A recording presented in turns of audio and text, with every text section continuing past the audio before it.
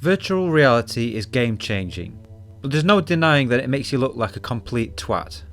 But who cares, when you can escape to another world and actually feel like you're there? With the launch of Half-Life Alyx on the horizon, the interest in virtual reality is at an all-time high. But we still see the same few comments from people who still haven't dived into the virtual world yet. Let's start with the big one. VR is a gimmick. People compare virtual reality to 3D TVs, which flopped, or make comparisons to the Wii, which while sold well, wasn't really something for the serious gamer. The official definition of the word gimmick is something that is not serious or of real value, that is used to attract people's attention or interest temporarily, especially to make them buy something. Virtual reality is well past the gimmick phase now. It's got real value to millions of people, not just in gaming but with companies using VR to showcase new product ideas. It's being used to help people with phantom limb syndrome, and has got many more uses in the medical and the educational sector. If we focus just on the gaming side of things, there are many people who simply can't go back to playing flat or regular games, and the demand has never been bigger for virtual reality. Let's talk about games. People say over and over that there aren't enough good VR games. VR revenue climbed 26% to $6.3 billion. I don't know what games they're playing because there's nothing like you. There's that one archery game. I guess some of the horror games on VR are fun, but they're just jump scares. And Beat Saber, son. No.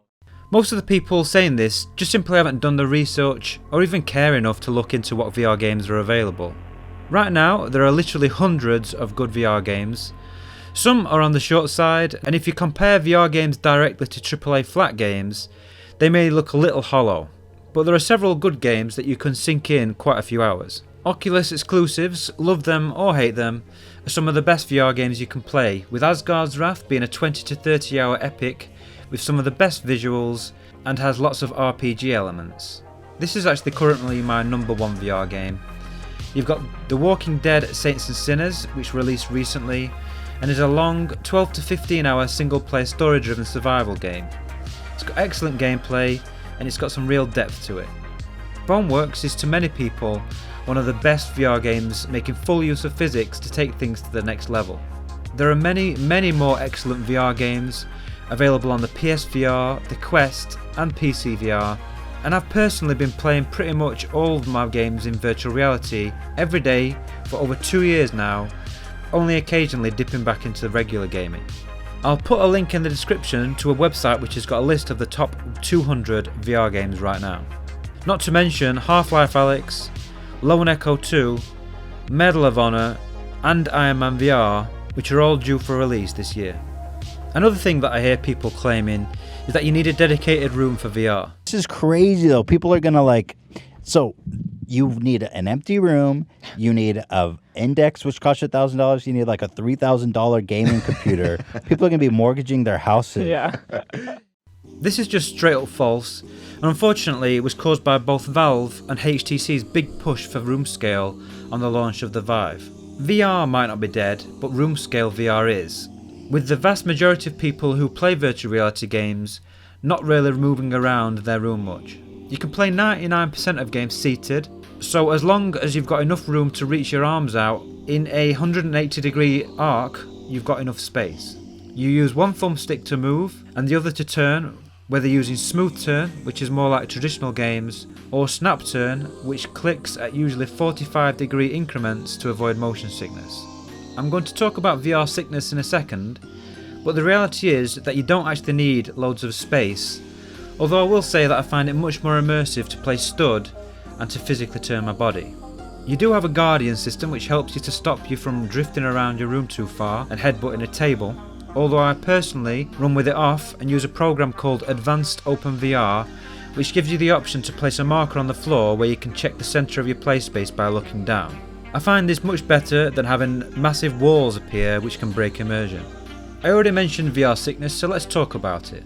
This is another thing that people complain about. Again, it's either people who haven't tried it, or probably more likely people who have tried it but have tried poor VR, like a Google Cardboard, or maybe something extreme like a roller coaster. VR sickness, motion sickness, simulator sickness, whatever you want to call it, it's actually real. I still suffer from it occasionally on more extreme VR games, and I used to suffer badly when I first got into VR. It's caused by the disconnect between what your eyes are seeing and what your inner ear is feeling. Some people are lucky and don't suffer from it, but a lot of people do. There are movement options like teleportation that obviously stop this from happening, but I personally believe that everyone can get over it to a certain degree with repeated exposure. If you start off slow with games like Superhot or Beat Saber, and then you build up to more games that have got movement, once you start to feel nauseous, stop. Lay down if you need to. I personally use 1/4 teaspoon of bicarbonated soda in a glass of water, which helps settle my stomach. And then if you wait 10-15 minutes later, just go back in. If you start to feel sick, then leave it for days before trying again. You're not going to get over it. You've got to play with full locomotion repeatedly for a few short sessions a day, and with time you'll be able to play for longer and longer, and eventually it won't affect you. Lastly, let's talk about cost. To many, VR headsets are just too expensive. Or are they? First, let's look at the options. You've got the PSVR, which can be bought for around $250, plus obviously you need a PS4 to use it. If you've got a PC with some good specs, you can pick up a Samsung Odyssey for around $300. I personally recommend spending the extra $100 on the Oculus Rift S, because it's got better tracking thanks to the 5 cameras versus the 2 on the Samsung.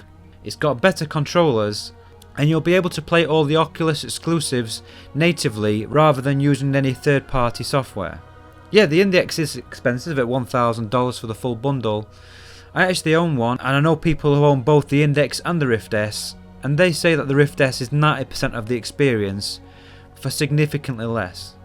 You also have the Oculus Quest, which is $400, and that has the ability to play with built-in games thanks to its mobile processor unit, or you can connect it to the PC via the Oculus Link cable. Obviously, everyone's financial situation is different, so what might not be expensive to you will be inexpensive to someone else. They will get cheaper, but how many people will rush out and blow $500, $600 on the next-gen consoles? You've got millions of people worldwide, so it's all about priorities, and many people just don't know how much they really want VR because they haven't tried it yet. That's the end of the video. Hopefully some people will find this interesting or useful, and if you haven't, I'm sure you'll let me know in the comments. That's fine. Come on. Get on me, baby. Get on there. You ruined